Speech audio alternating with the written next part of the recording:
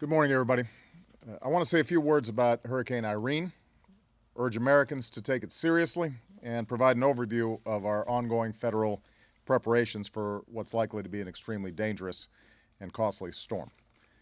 I've just convened a conference call with senior members of my emergency response team and directed them to make sure that we are bringing all federal resources to bear and deploying them properly to cope not only with the storm but also its aftermath.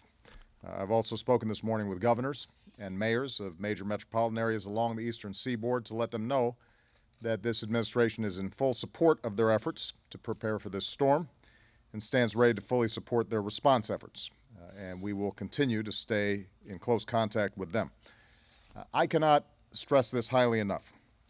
If you are in the projected path of this hurricane, you have to take precautions now. Don't wait. Don't delay. We all hope for the best, but we have to be prepared for the worst. All of us have to take this storm seriously.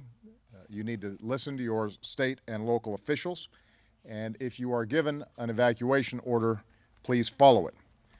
Just to underscore this point, we ordered an aircraft carrier group out to sea to avoid this storm yesterday. So if you're in the way of this hurricane, you should be preparing now. If you aren't sure how to prepare your families or your home or your business for a hurricane or any other emergency, then you can visit ready.gov, that's ready.gov, or listo.gov, that's listo.gov. Now, since last weekend, FEMA's been deploying its incident management assistance teams to staging areas and communities up and down the coast. FEMA has millions of liters of water, millions of meals, and tens of thousands of cots and blankets, along with other supplies, pre-positioned along the eastern seaboard. And the American Red Cross has already begun preparing shelters in North Carolina and other states. These resources are all being coordinated with our state and local partners, and they stand ready to be deployed as necessary. But again, if you are instructed to evacuate, please do so. It's going to take time for first responders to begin rescue operations and to get the resources we've pre-positioned to people in need.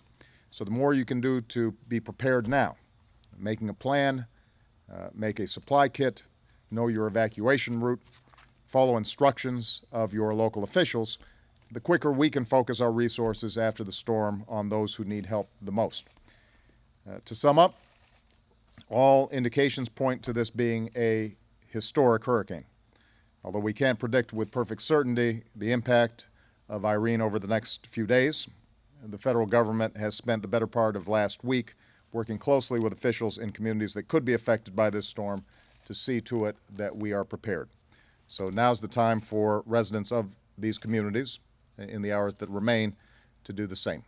And FEMA and Craig Fugate, the director of FEMA, will be keeping people closely posted in the next 24, 48 hours. Thank you very much.